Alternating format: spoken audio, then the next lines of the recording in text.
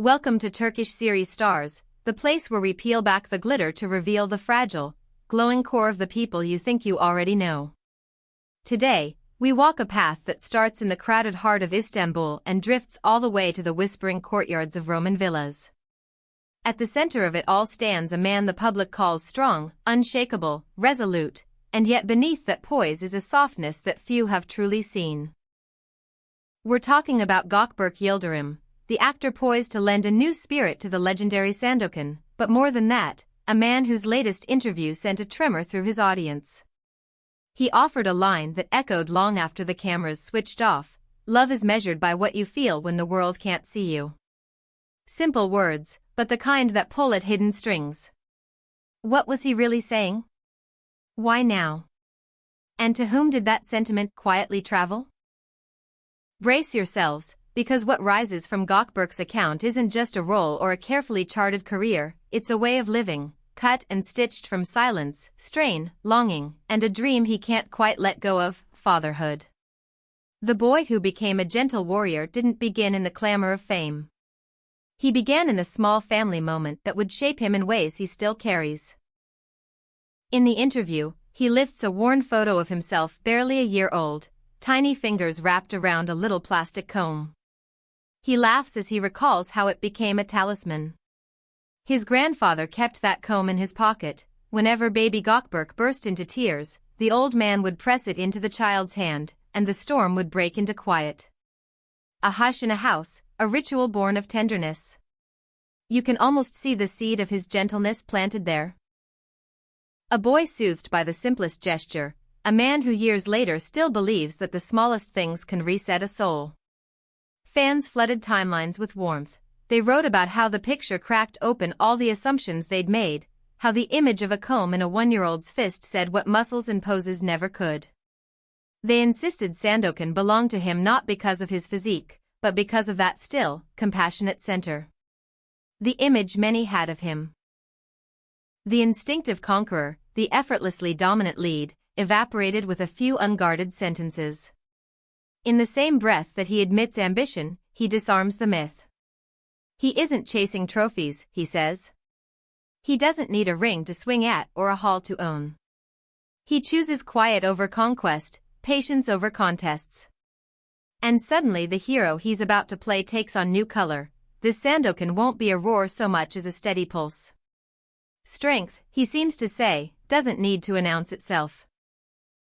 It shows up and stands its ground without theatrics. The comments read like a collective exhale: finally, the mask dropped, finally, a confession that a man can be iron and velvet at once.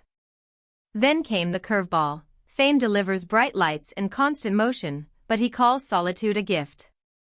He explains the difference between being lonely and choosing aloneness, a boundary that is easy to miss from the outside.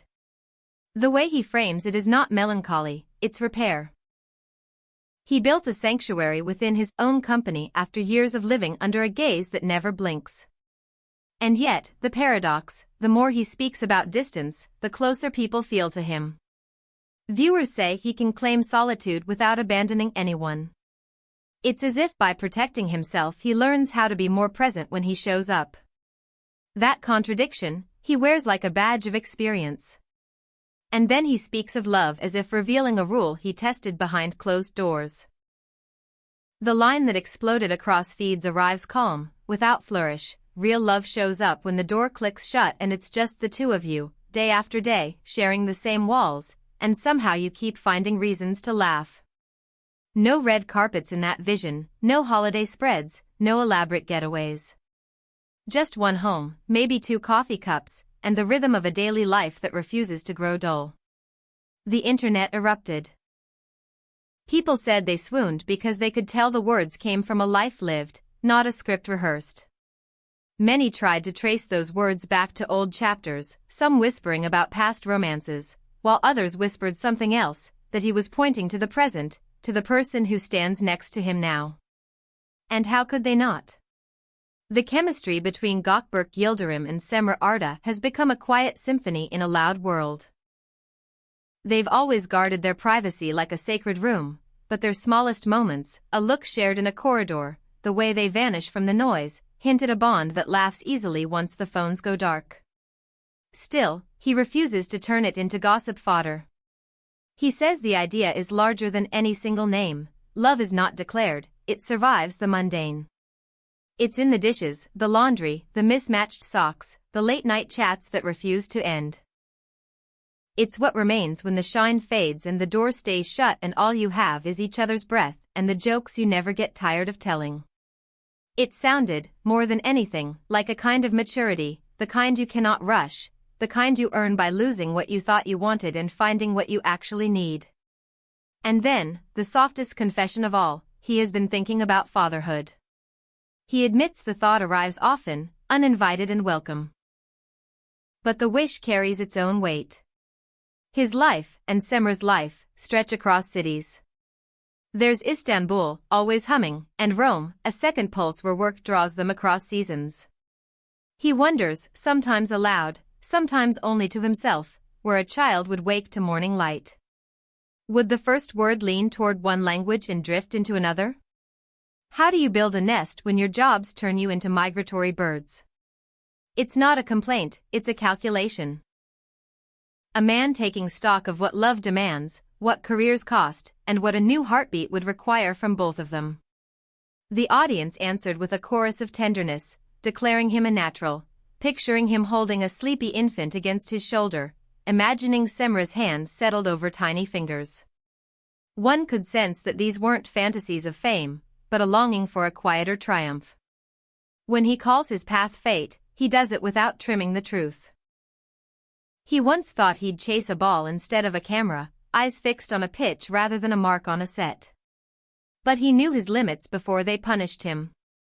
He says he would have ended up playing far from the center, pushing a body into places it didn't belong. That self-knowledge changed everything. He pivoted. He studied, he listened, he worked like a man with something to prove only to himself. He found a craft to build instead of a score to tally. There's something in the way he says it. You can feel the gratitude threaded through the realism. And fans, predictably, cheered the twist. They claim that if he'd chosen football fully, they might never have met him. They're not wrong. Wherever he goes now, the world tilts. Airports tremble with murmurs before he arrives, hotels tighten security, side streets bloom into crowds. Rome has watched him hand out quick smiles and napkins scribbled with gratitude, while Istanbul has learned to expect traffic whenever he happens to appear. He moves through it all with a strange blend of wakefulness and calm. And then he says something else you don't expect from a man whose reflection pays half his bills: beauty, for him, begins in the character. Looks are a costume the soul borrows, they don't last beyond the first impression, and if what's underneath rings hollow, the shine fades fast. It wasn't a moral lesson, it sounded more like something he's had to learn to keep himself steady.